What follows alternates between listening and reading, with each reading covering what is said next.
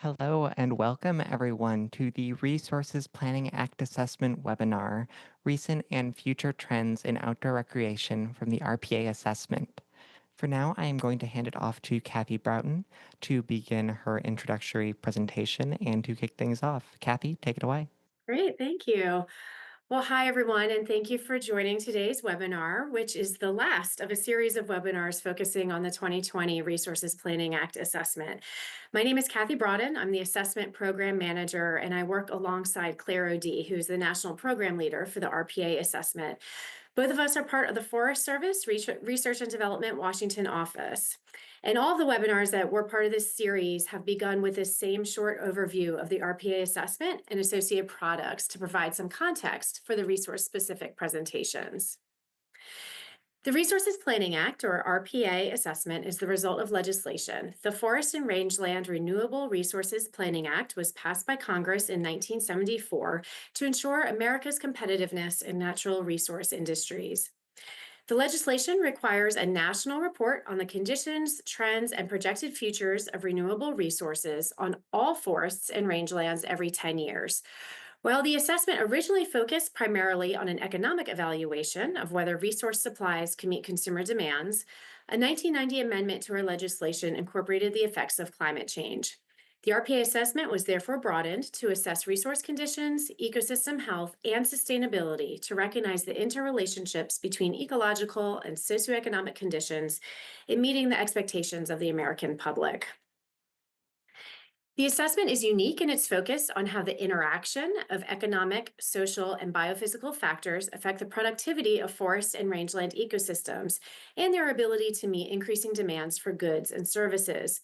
We often look at the potential impact of these factors in isolation, but to truly understand the scope of the issues we're facing, we need to understand the relationship among these factors. Ultimately, the RPA assessment summarizes current condition and trends of renewable resources across all ownerships for all forests and rangelands in the United States.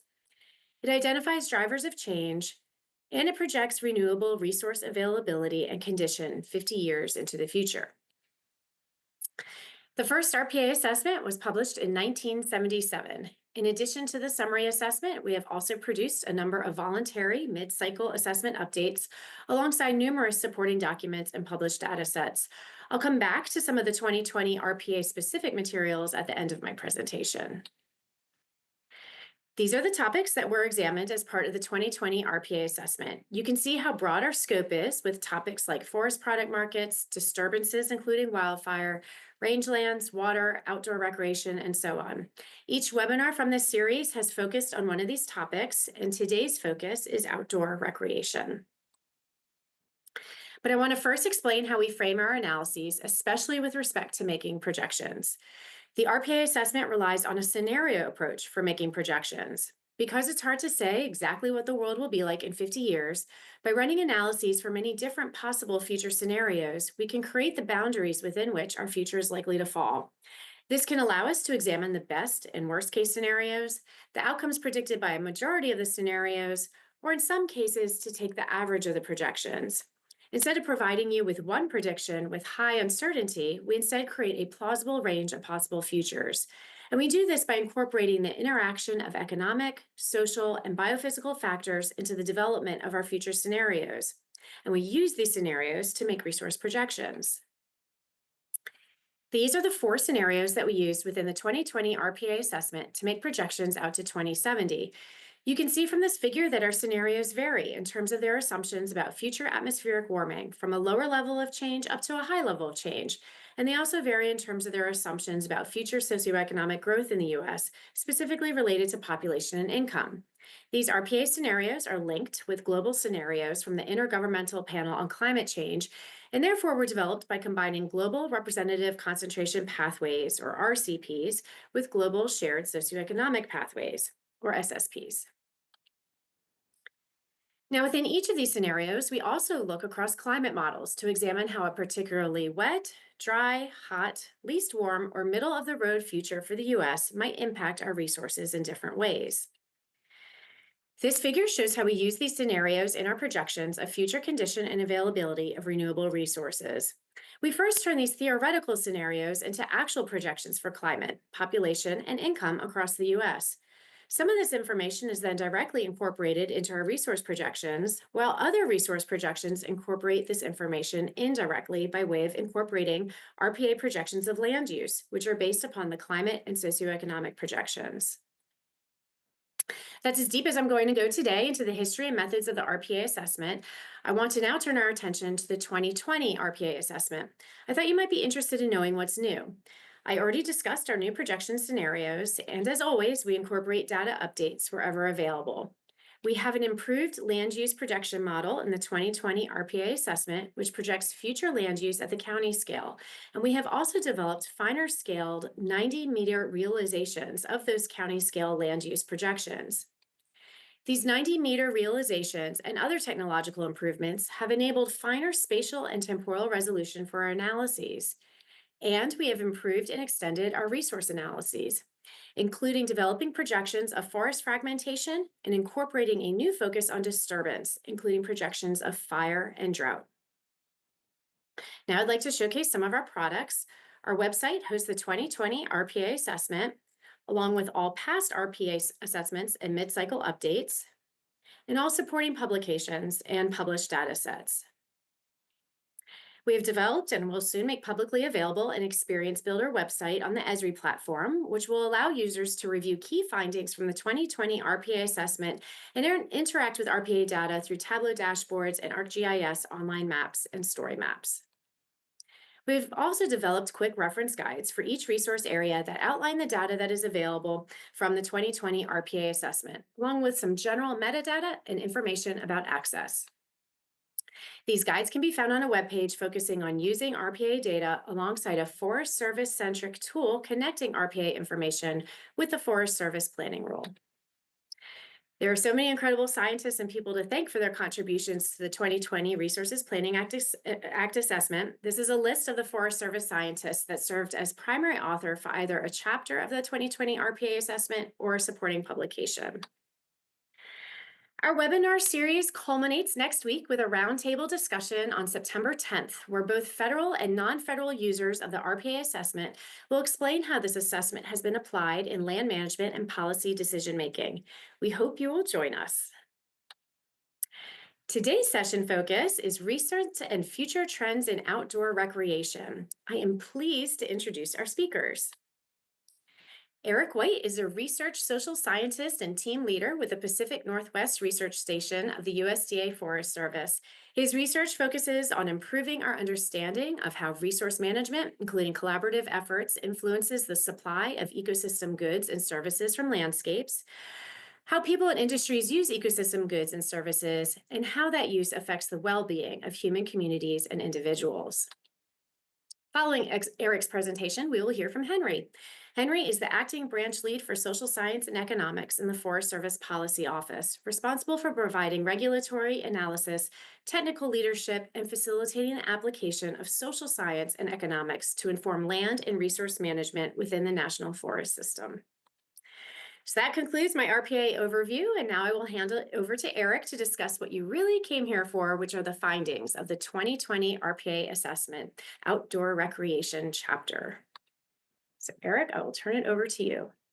Thank you all for being here today. It's really exciting to get to talk about this and this topic, and this webinar series in general has been a lot of fun to engage with.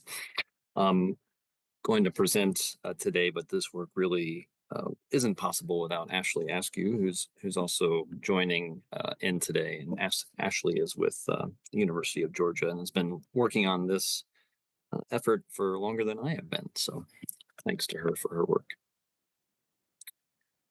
Today we're going to talk about four things. We'll talk a little bit about current recreation trends. We'll talk about where people are recreating. We'll focus on the projections of recreation demand that we had in the RPA assessment 2020. And then I'll talk about a couple of other activities that we have ongoing that are in support of the RPA effort around recreation. Before I jump into those things, let me provide a few management implications from the 2020 recreation analysis. Across most of the scenarios that Kathy mentioned there, we project that we're going to have more people days of recreation. So that'd be more days in total. If we think of all the participants and all the days they're recreating, that's going to increase in the future under almost all of the scenarios we examined. And that's going to increase for almost all of the activities we considered. So managers can continue to expect to see more use of the lands that they're managing.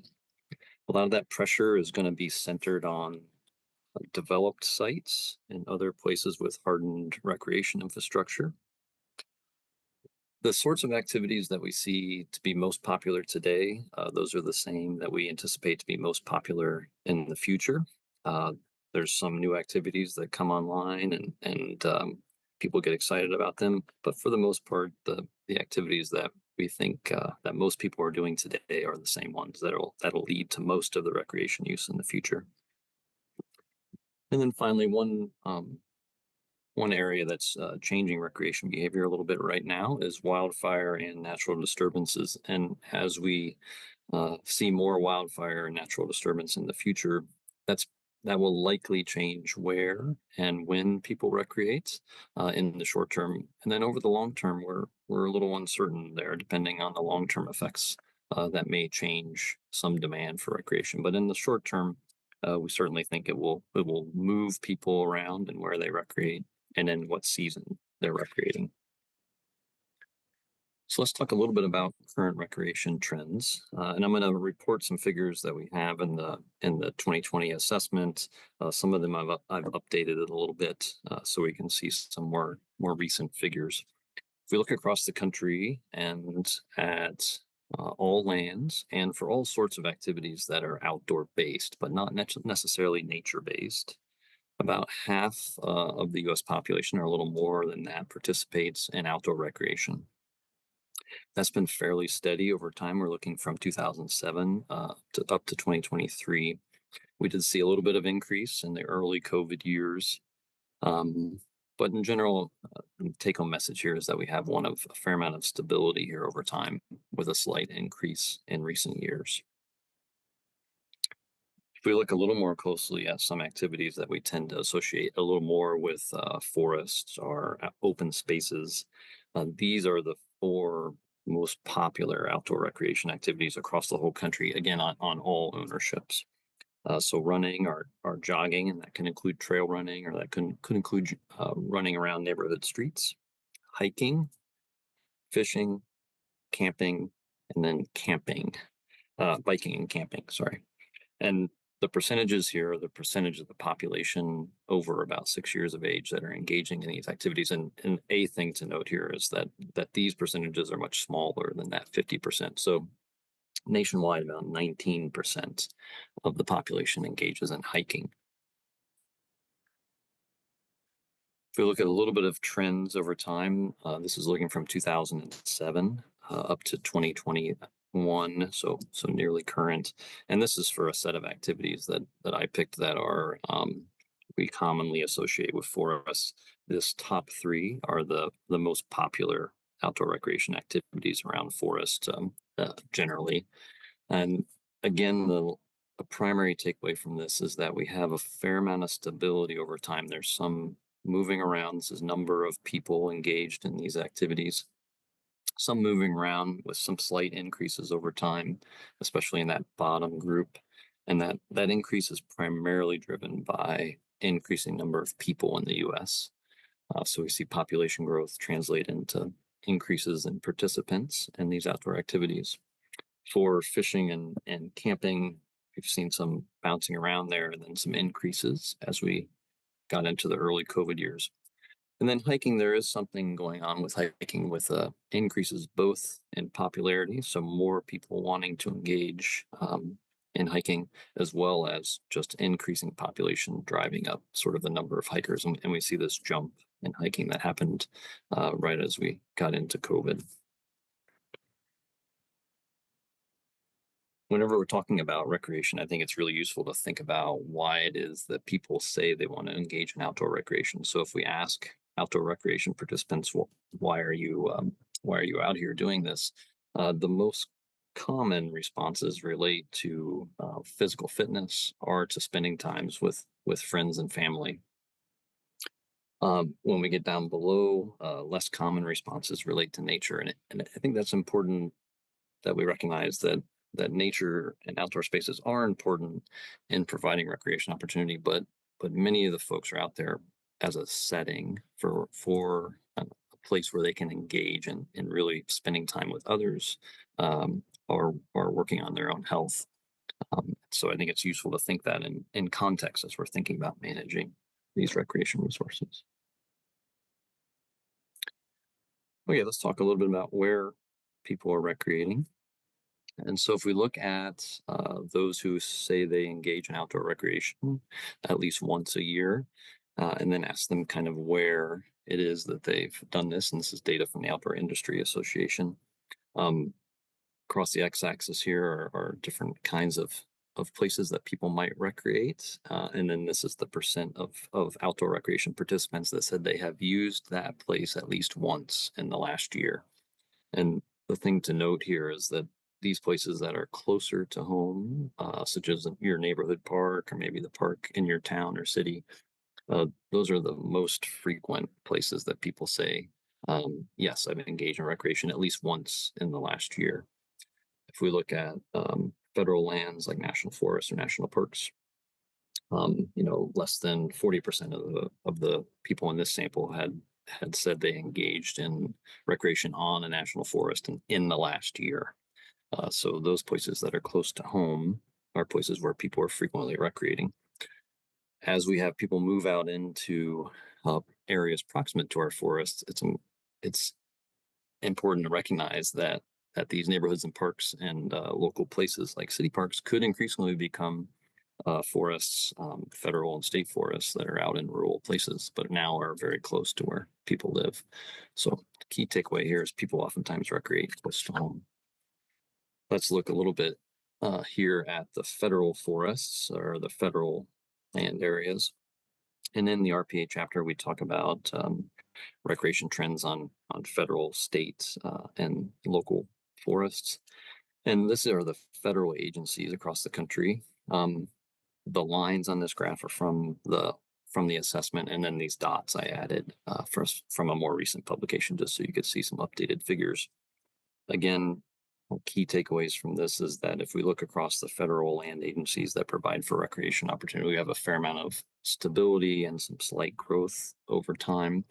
We see this National Park Service peak there around their centennial, and they've moved along there. So this is kind of what it looks like on federal lands. I will say for the Forest Service, we know about federal lands recreation because of our agency's National Visitor Use Monitoring Program. And it's the official monitoring program of the agency. We use it to count both people and describe the sort of recreation activities they're doing. And it's unique among the federal agencies from that standpoint because we're gathering both of those pieces of information at the same time. And from these data, we can do a wide variety of things. We report our statistics each year about number of visits and what people are doing and where they were. We can use it to describe the economic activity of recreationists on national forest. And we can talk about, say, how satisfied they are. We can try to measure that and consider changes in our management activities if needed. Looking away from federal lands and talking a little bit about state and locally managed forests, just as places for recreation, these forests, they generally allow public access. However, I would say, especially at the state level, that those recreation offerings are oftentimes focused in specific places within the state forest system or on specific activities. State lands in particular, at least out here in the West, oftentimes associated with motorized recreation are consumptive uses like hunting. And we have some information about how many people recreate on state and locally managed forests, but in general, we don't have very good numbers on recreation in these places. This is an opportunity for us to develop some better monitoring systems.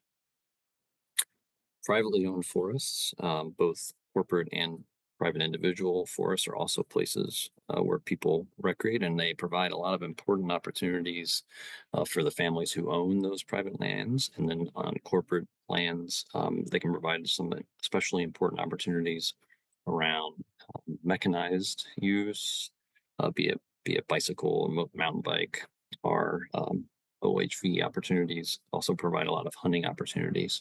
Again, for both of these places, we don't have very good monitoring systems to understand how many people are using these places for recreation or what they're doing. So this is an opportunity to improve our knowledge in the future. Let's talk a little bit about our projections of demand that we had in the RPA assessment. So we covered most of those other items in the chapter in more detail. So I invite you to go back there and read about those.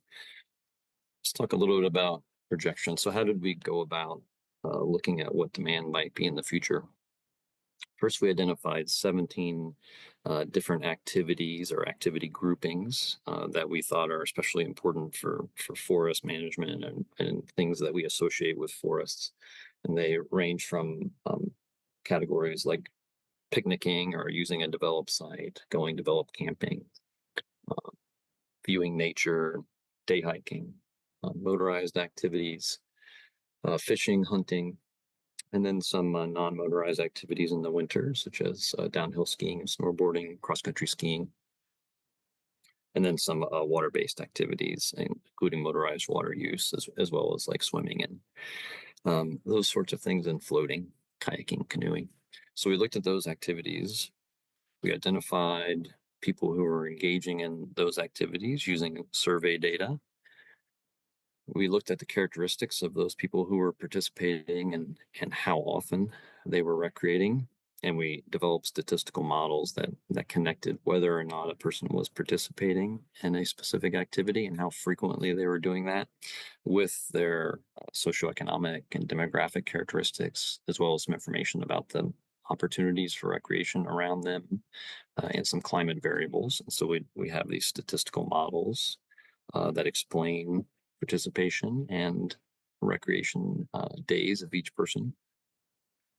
And then with those statistical models, we looked to the future, and that was Kathy was talking about those projections of the future that we have, and so we took our statistical models and applied them to what we think the future might look like under a few different scenarios, and then we end up with projections of recreation demand.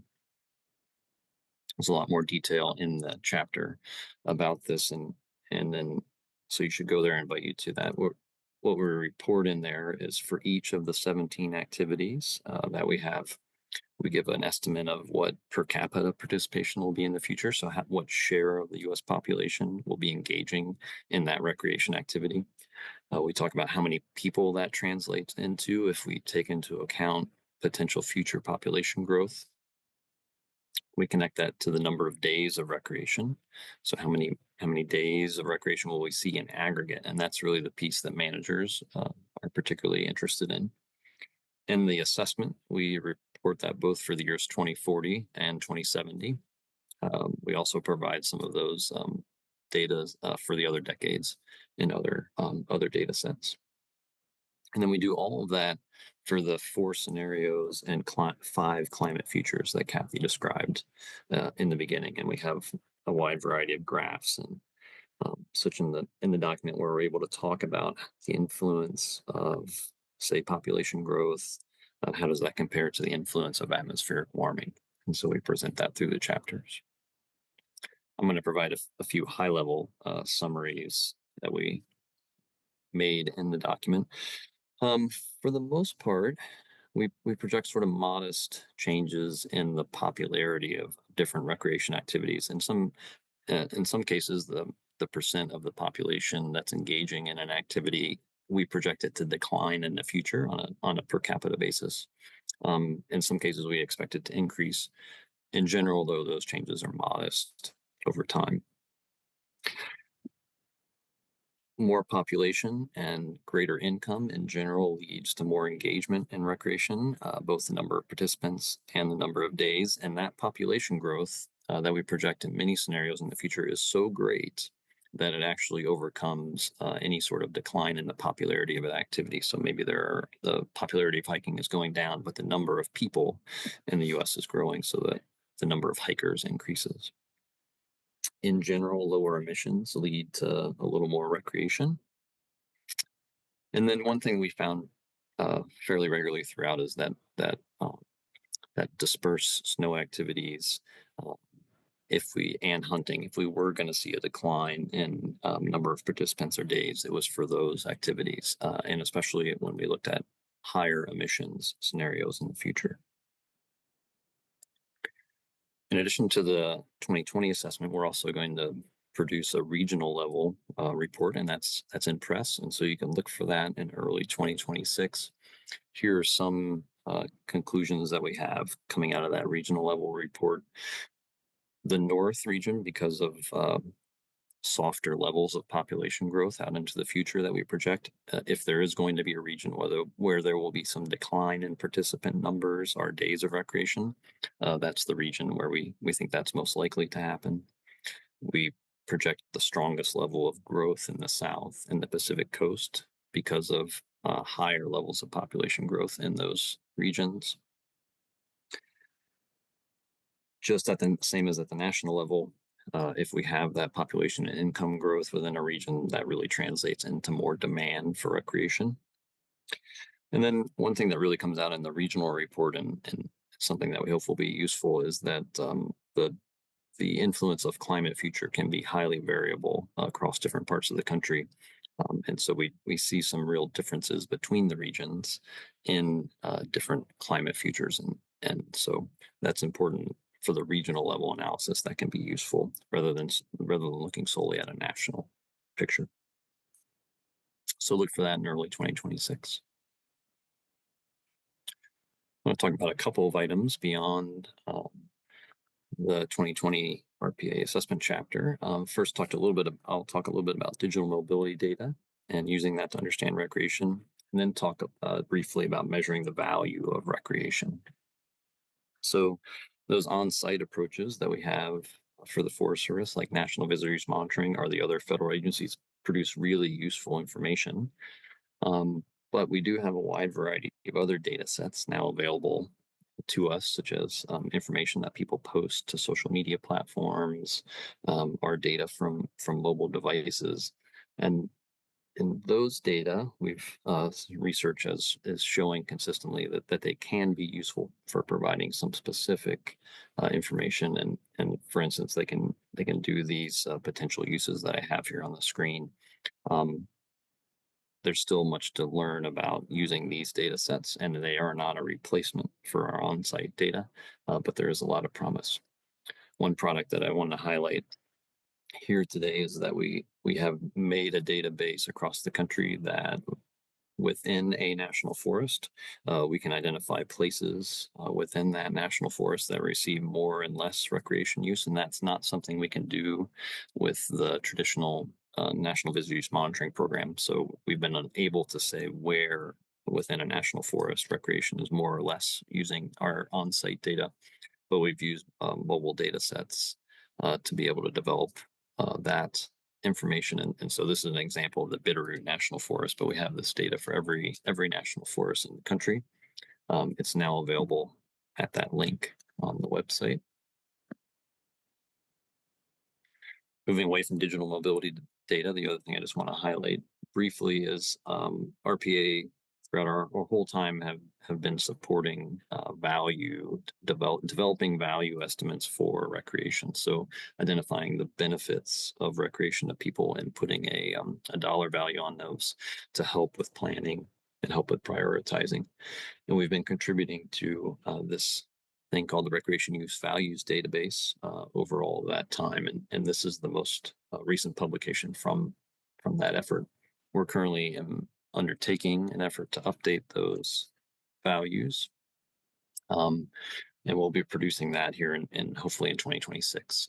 Those will be available. And so that'll develop estimates of the economic value of recreation to people who are recreating. And that helps us when we think about management trade-offs or seeing where on the landscape are most important to people for recreation.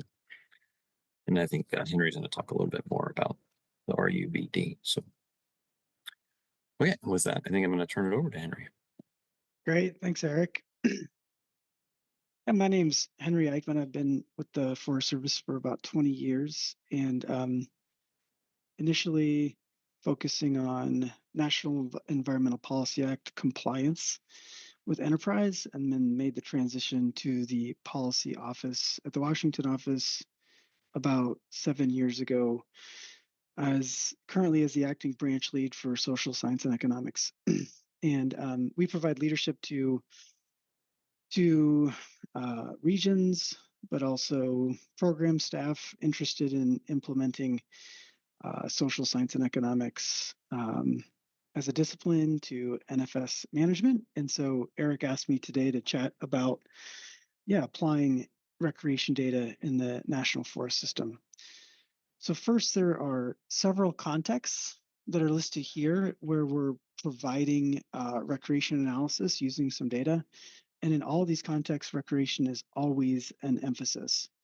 So forest planning is, a really valuable programmatic standpoint by which the agency looks at all resource uses. And this is a requirement under the National Forest Management Act to think about, all those resource uses and develop a forest plan that that considers recreation. There's an environmental impact statement that's provided consistent with the National Environmental Policy Act, but also a forest plan with plan components that for our directives, our most recent directives that were developed for the 2012 forest planning rule, that we need to consider ecosystem services, in particular key ecosystem services. And recreation is an ecosystem services that is always considered as key. And so, according to those directives, a key ecosystem service are those that are most important to people in the broader landscape, and those that would be most affected by the land management plan. So, recreation is most certainly always a key ecosystem service that, again, per those requirements, needs to be considered when we're developing plan components. So those plan components dictate how management is carried out on the ground. And so it's a process when we develop those plan components to think about the nature of recreation across the landscape, using sometimes those projections that Eric provided to think about how recreation is likely to change, but also alongside those other uses that the forest plan covers. So so recreation is an important consideration in the development of those plan components, but it's also an important piece of some other parts of that process of developing a forest plan, in particular the assessment. So early on in that forest planning process, there is an assessment that characterizes the status of resources on the forest, including recreation-related opportunities. And so there's a variety of information that I'll touch on in a moment that we use in the assessment process, but characterizing the value, but also visitation, the opportunities that certainly hinge upon the characterization of recreation in a recreation-specific section, but in the economic and social section, we really dive into those unique connections between recreation and local economies. Local economic conditions as portrayed by, say, employment or labor income, but also key cultural and social factors related to important recreation opportunities provided by National Forest System lands. So there's that assessment process, but then also I mentioned the environmental impact statement. So forest planning requires an EIS. But also we apply and do EISs in the context of other National Environmental Policy Act compliance environmental assessments too. And if recreation is not directly related to the purpose and need for that action, forest planning or otherwise, say vegetation management, if it's not directly related, it's an issue for effects analysis. So the public has brought it up as an issue that we need to address through analysis. and development of our alternatives, or internally, if the public hasn't brought it up internally, maybe we've identified it as an issue that needs to be analyzed. So socioeconomic effects rely upon the information related in, say, a recreation specific section of that environmental analysis, but also we supplement that with unique information such as outside data sets characterizing economic trends related to employment, labor, income, migration, thinking about the natural amenities in the area that support recreation-related industries alongside the Forest Service. Yeah, so in addition to NEPA, regulatory analysis is a huge component of our work that at the policy office that we undertake, and that includes cost-benefit analysis and analysis of small entities that are often recreation-related industries, and making sure that our regulations of our agencies that our agency develops are not having an adverse effect on those small entities, and that in many instances in that regulatory space, that's similarly to the National Environmental Policy Act analysis, that if it's not directly related to the regulation, it's a connected issue, and so we're examining the costs and benefits of recreation as it relates to the regulation we're undertaking. So that might be an indirect effect related to recreation, for example, examining road lists or another land management decision making, or surface use such as oil and gas, where recreation is indirectly affected. And we might look at changes in visitation and the quality of experience and use some of the data that Eric just mentioned on values, or visitation data from National Visitor Use Monitoring. So regulatory analysis is a big part of the work that we do for the Forest Service, often employing a lot of the NVOM or values database that Eric provided. Travel management is an avenue of rulemaking, right, that would include direct effects to recreation, and we will be engaging in some travel management rulemaking in the coming future. The Sprig agenda for the agency was just released, more like a fall agenda, and yeah, travel management will be on the table, and we'll be undertaking some analysis of recreation there. And so yeah, in that process, we think about the value of access, again, using the data sets that characterize value, the benefit transfer methods that Eric just shared, and that there's some links that have been shared in the chat characterizing that GTR 957 in the chat, but also the value of experience. And that the information comes from subject matter experts within the agency characterizing the effects to, say, recreation opportunity spectrum or other important recreation effects to that resource that we're regulating. So moving on to some of the frequently used data sources that I've briefly mentioned. Eric described that recreation values database in that GTR 957. It's really useful for considering the economic value, that, say, for example, consumer surplus, that value of recreation above and beyond what consumer or recreationists would pay to recreate on Forest Service lands. Yeah, we apply that alongside economic impact analysis or economic contribution analysis to think about, say, forest planning or National Environmental Policy Act analysis. So a lot of that economic impact analysis, though, really depends upon the National Visitor Use Monitoring data set, which is really amazing and super helpful. So that information provides us a rich characterization of all sorts of recreation activities in minor and major categories. So the major categories being like downhill skiing, wildlife related, and then other So other recreation or broader general recreation that's not downhill skiing or snowboarding or wildlife related. And within those minor categories, the detail includes things like hunting, fishing, um, wildlife viewing, driving for pleasure, hiking. It's just a rich data set that is vital and that we use regularly. So that supports also the recreation value characterization, but is really vital for that impact and contribution analysis. So that impact analysis would be the ripple effects associated with recreation expenditure.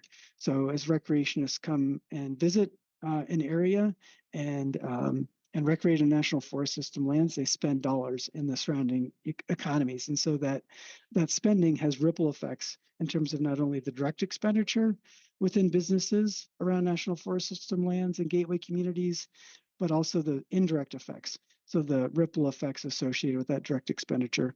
So they might spend money on food and on hotels, but additional dollars are spent by those firms, the gas station, the restaurant owner, in order to make that meal or pay the employees of that gas station. So additional rounds of spending by those employees at the gas station or spending on equipment and supplies to make that hamburger generate indirect effects. So that economic impact or contribution analysis is something we related to recreation is something we regularly do on a forest level, but also for initiatives, for example, congressional inquiry, but also National Environmental Policy Act compliance and forest planning.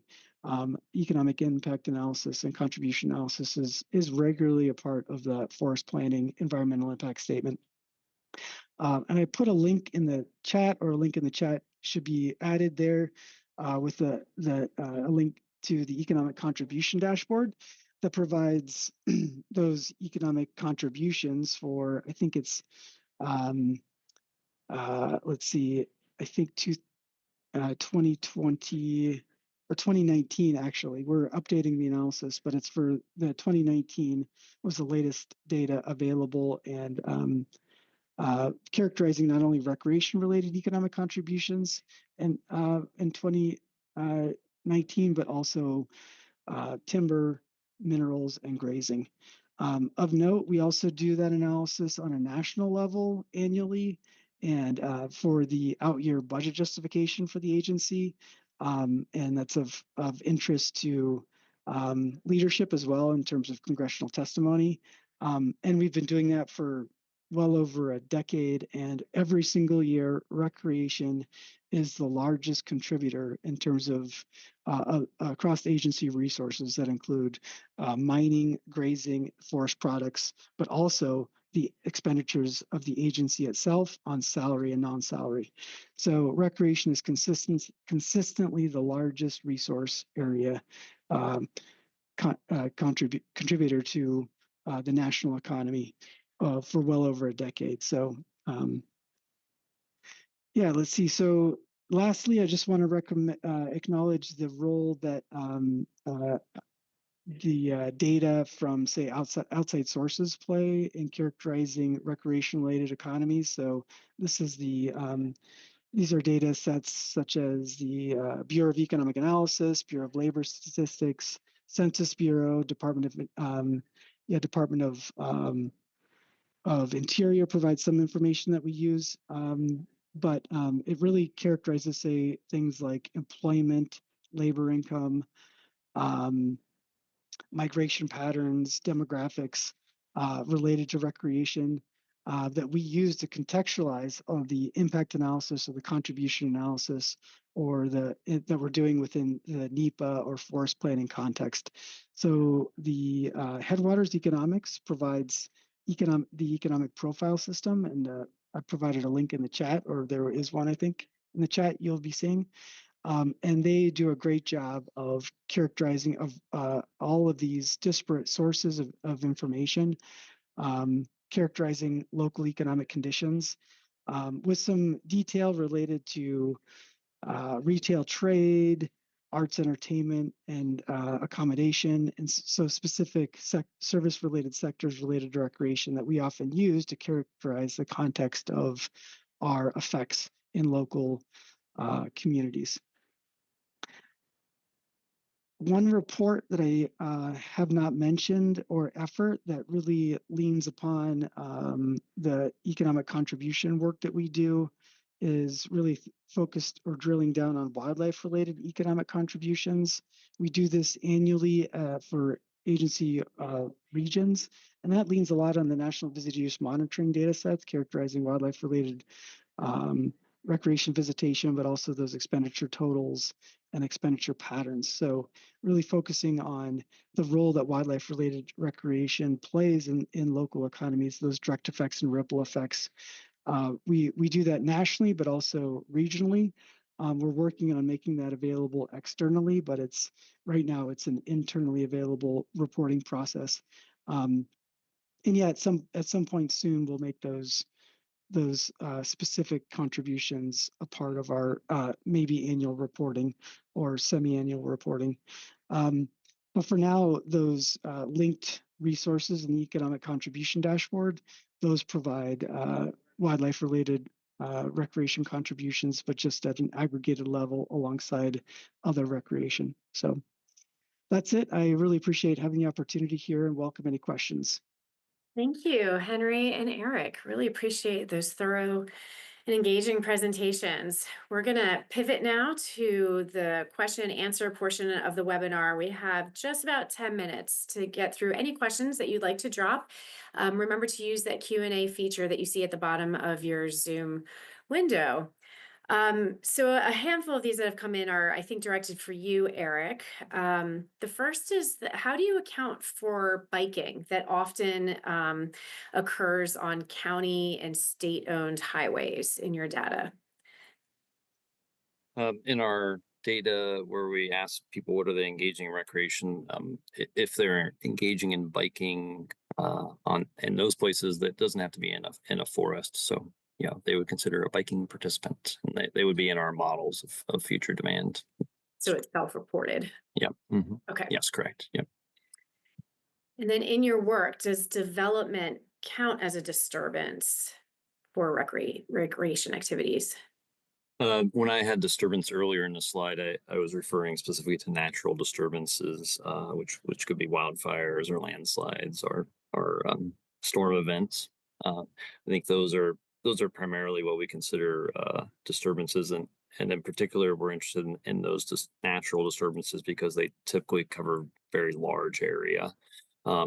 In the projections, we do consider land use change through development when we're looking way out in time as how does the supply of forests, for instance, non-federal forest land, how does that influence recreation participation? We are factoring those in as those projections are made by others in the RPA project, and we are incorporating them in our models.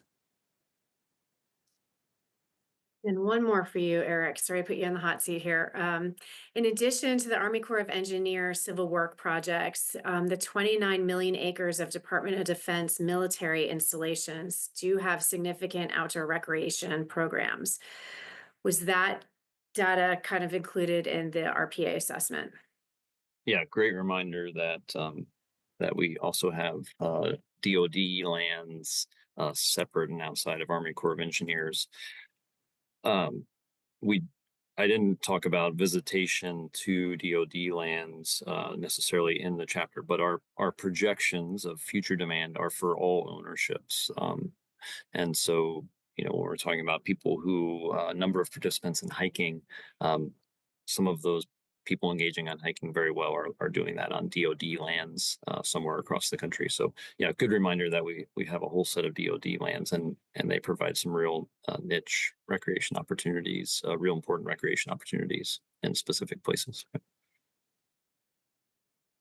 Okay, a question for you, Henry. Do you ever use the outdoor recreation satellite account data from the Bureau of Economic Analysis? Yeah, we do on occasion to think about broad state level information. However, that data includes durable goods as part of that expenditure profile, and which and also which we do not, and so in addition, that it also includes things like golfing and purchase of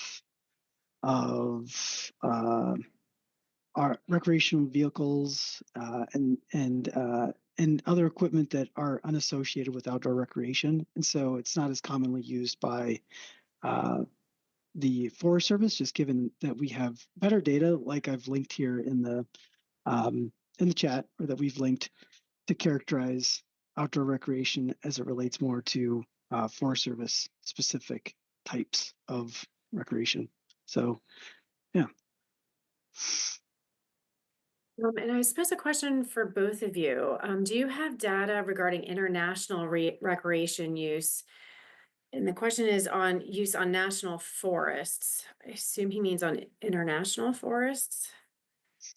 Yeah, I think, Eric, I think the NVOM data does provide some detail on where visitors came from related to zip codes, but is there a category for international?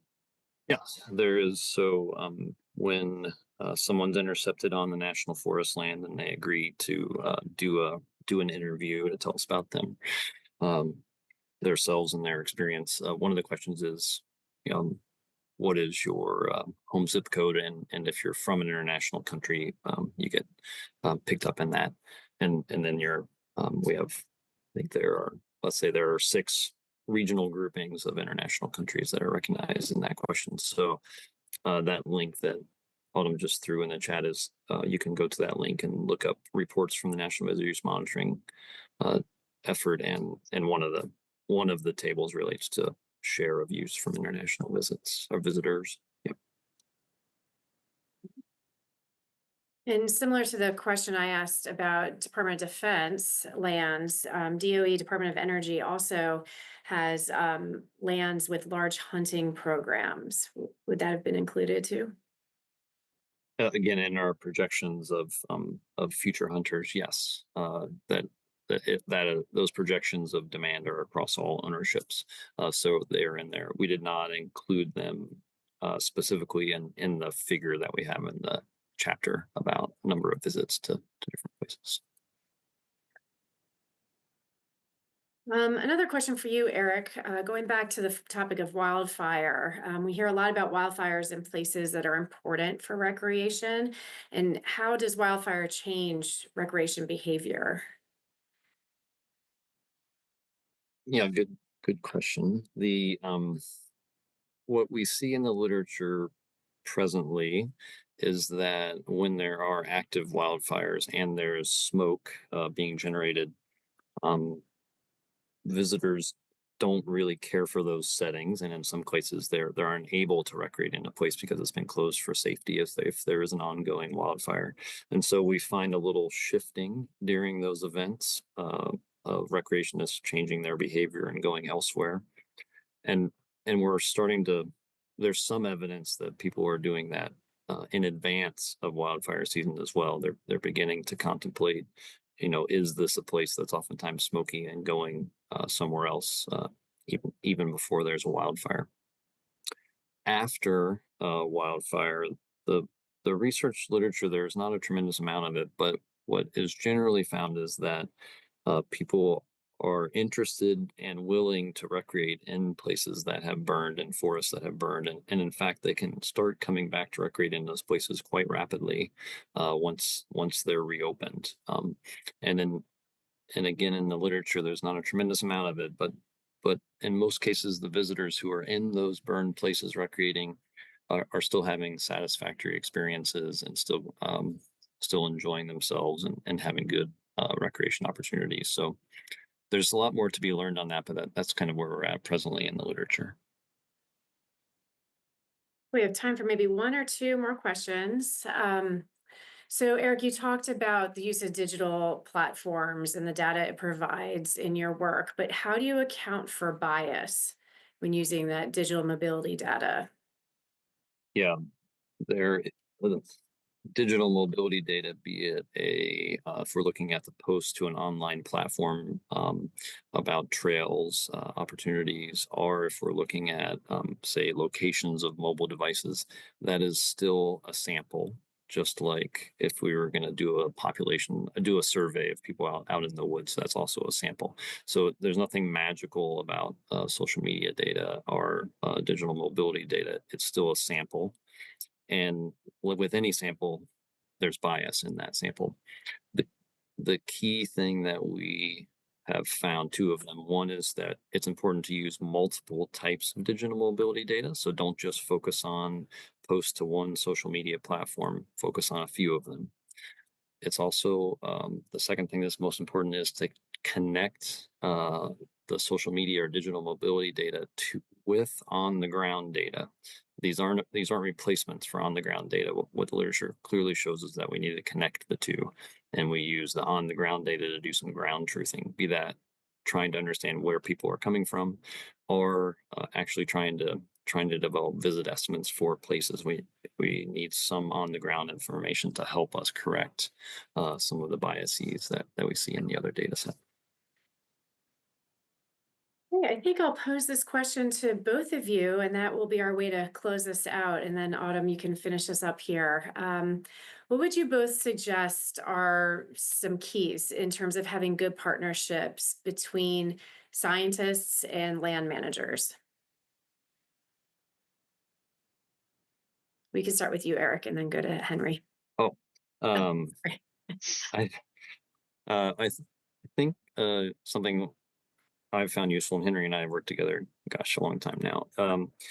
Is from a researcher standpoint, is really trying to understand what the practitioner is needing to do, and what are the key aspects that they're interested in for their particular application, and then trying to connect the dots, and also being a little creative and flexible, and trying to think about, okay, geez, how can what I have here help you? Maybe it doesn't give you quite exactly what you want, but maybe this helps get you a little way towards what you want. I think that's been useful. Yeah, I think that of recognizing the value of local knowledge and that local expertise is super important. These national data sets that we've mentioned today are so helpful and of just internationally acclaimed. And as economists, we get very excited about having them at our disposal. But at a site-specific level, when working with recreation practitioners, I think there's some skepticism sometimes. And acknowledging that our flexibility that Eric mentioned, I think is really important in sort of, yeah, leaning on that local expertise is we are flexible, and these data sets are in the context of NEPA, for example, which is the context most often applied by the agency. We have some flexibility, and so given that professional opinion that they have in order to take a hard look. So yeah, just being flexible, I'd say. Thank you, Eric and Henry, for your time today. I know that I learned a lot, and we really appreciate your contributions both to the webinar series, but of course to the 2020 RPA assessment as well. Autumn, if you'd like to close us out. Thank you, everyone, for joining us today. Yeah, thank you everyone for joining us. This has been the final webinar in this series. However, or in the data part of this series, we do have that roundtable discussion